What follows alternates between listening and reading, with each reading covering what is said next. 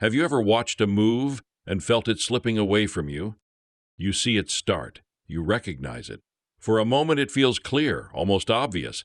This is it. This is the move. This time it makes sense. And then it begins to go without you, slowly at first, then with more certainty, and something inside you changes. You begin to feel it. Not fear, not yet. Pressure. The kind of pressure that does not come from the market, but from the idea of missing it. You tell yourself to wait, to stay patient, to follow your plan, but the movement continues, and with every second it feels like opportunity is leaving you behind. So you act. You enter, not because the moment is right, but because it feels like the last chance. It feels necessary. It feels justified. It feels like control. And almost immediately the market changes. For many years, I watched this happen to men who believed they understood speculation. My name is James R. Keene. I observed markets through cycles, through expansion and collapse, through moments of confidence and moments of fear. But more importantly, I observed the behavior of those inside them. And there is a moment that appears again and again, one that most traders never recognize while they are inside it. The moment they begin to chase. It does not feel like a mistake. It feels like urgency, like awareness, like being ready at the exact moment something begins. The trader believes he is acting with precision, that he is stepping into opportunity just in time. But he is not. He is responding to movement, to emotion, to the quiet fear that this is the one move he cannot afford to miss.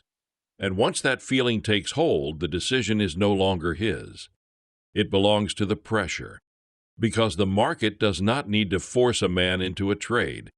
It only needs to make him feel like he is about to be left behind. At first, it does not seem like a problem. The trader tells himself he is simply reacting to opportunity, that he is staying engaged, that he is not missing what others are already taking. It feels active. It feels sharp. It feels like awareness. He watches the market closely now. Every movement matters. Every push higher or lower appears meaningful, and with each one, the same thought returns. This is it. This time it works. This is the move I was waiting for. But something has already changed. He is no longer waiting for the market to come to him. He is moving toward it. The difference is small, almost invisible, but it alters everything that follows. Because when a man waits, he observes. When he moves toward the market, he begins to anticipate, to project, to act before the moment is fully formed. He begins to enter sooner. Not early enough to have advantage, but just late enough to carry risk. And at first, this does not appear dangerous. The trade might move in his favor for a moment. It might confirm his belief just enough to make it feel correct. That small confirmation strengthens the behavior, and the next time it happens, he will act even faster. This is how the pattern builds. The trader begins to associate movement with opportunity and speed with precision. He feels that if he hesitates, he will miss what others are already taking, so he reduces the space between observation and action. He reacts sooner. But the market does not reward speed. It rewards position, and position requires patience. Without it, every entry becomes slightly worse than it could have been, slightly more exposed, slightly more dependent on the next movement being immediate. And the market rarely gives that. Instead, it pauses. It pulls back. It tests. And when it does, the trader feels the same pressure again, only now it is stronger because he is already inside the trade. The position begins to feel unstable. The movement against him feels larger than it is because it comes immediately after his entry. He questions it. He questions himself. And once that begins, the trade is no longer just a position. It becomes something he needs to manage, something he needs to control, something he needs to escape if it turns. And this is where the pattern reveals itself. Because the same force that brought him into the trade is now pushing him out of it. Not the market, the pressure to act.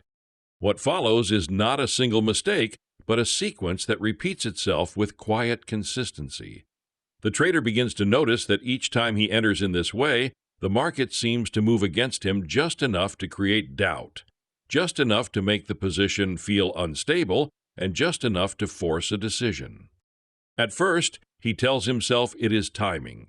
He believes he is simply a little too early or a little too late, that with a small adjustment everything will begin to work.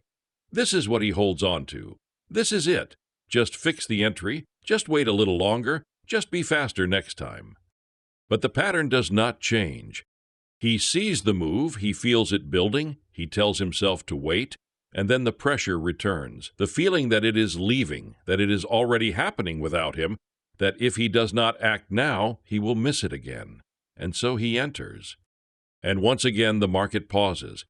It pulls back slightly, not enough to invalidate the move, but enough to test the position, enough to make the trader feel exposed, enough to remind him of every previous time this has happened. This is where memory begins to shape behavior. He is no longer reacting only to the current trade. He is reacting to every past experience layered on top of it. The discomfort feels familiar. The uncertainty feels expected. And because he has felt it before, he already knows what comes next. He prepares to exit, not because the market has changed, but because the feeling has returned. He reduces risk or closes the trade entirely, telling himself he can always re-enter when things are clearer. It feels controlled, it feels disciplined, it feels like the right decision. But the market does not respond to what feels right. And as it so often does, it continues in the original direction, slowly at first, then with increasing certainty, moving exactly as he had anticipated before he entered. He watches it unfold. Again, and this is where frustration begins to grow. Because the trader can now see the pattern, but he cannot break it. He knows he is chasing, he recognizes the behavior, and yet in the moment when the pressure returns, he acts the same way. This is what makes it difficult. Not a lack of understanding, but a lack of separation. He cannot separate what he sees from what he feels. And as long as those two remain connected, every decision will carry the same weakness. Because the market is not moving against him. He is moving inside it. And every time he does, he places himself exactly where the test begins.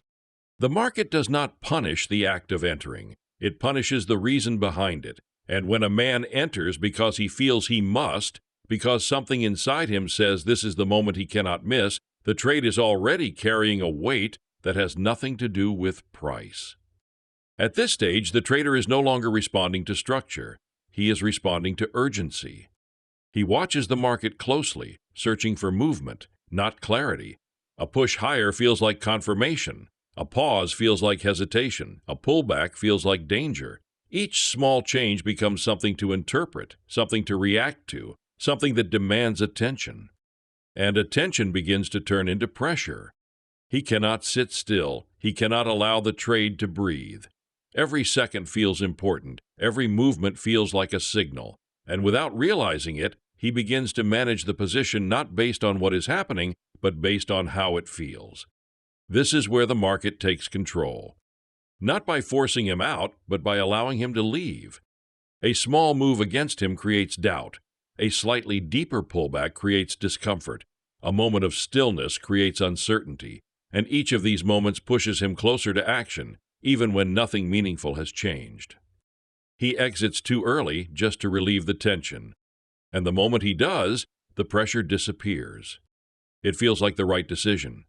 Feels like control. But it is only relief. And the market, unaffected by that decision, continues exactly as it was before, moving in the direction he had seen from the beginning, unfolding without hesitation, without doubt, without the need to act.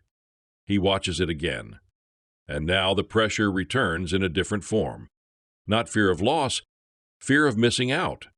The move continues, and with each step further away from his exit, it becomes harder to accept what just happened.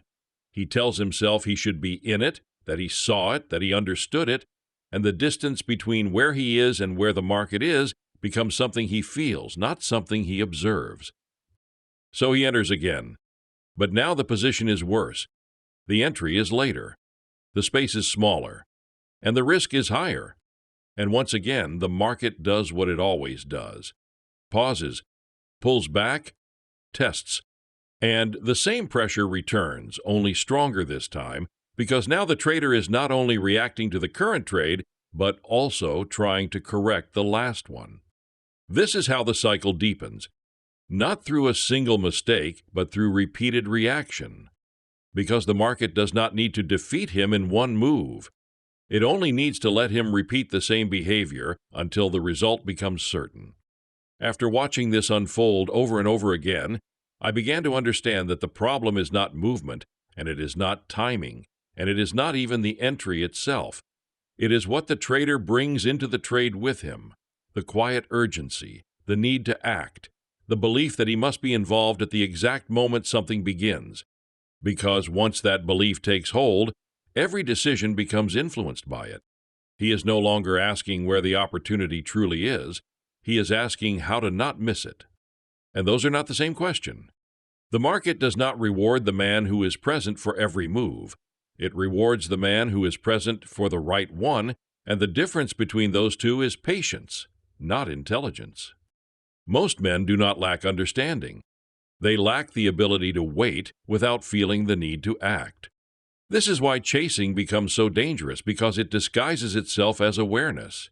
It feels like attention, like engagement, like being ready, but beneath that feeling there is something else, discomfort with stillness.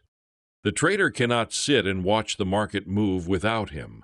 He cannot accept that some opportunities are not his, that some movements are not meant to be taken, that waiting is not the absence of action, but a decision in itself. So he enters, again and again, not because the market has invited him, but because the silence between moves feels too heavy. And this is where most of the damage is done. Not in the large losses, but in the constant small ones, the repeated entries, the slight disadvantages, the positions taken without full structure, each one carrying just enough risk to accumulate over time. The trader begins to feel that something is wrong, but he cannot clearly define it. He sees the pattern, he recognizes that he is often involved at the wrong moment, but in real time, when the movement begins and the pressure returns, the behavior repeats. Because the problem is not what he sees. It is what he feels when he sees it. And until that changes, nothing else will. Because the market does not respond to the desire to participate. It responds only to position. And position is not taken in moments of pressure. It is taken in moments of clarity. But clarity requires stillness. And stillness is what most men cannot hold.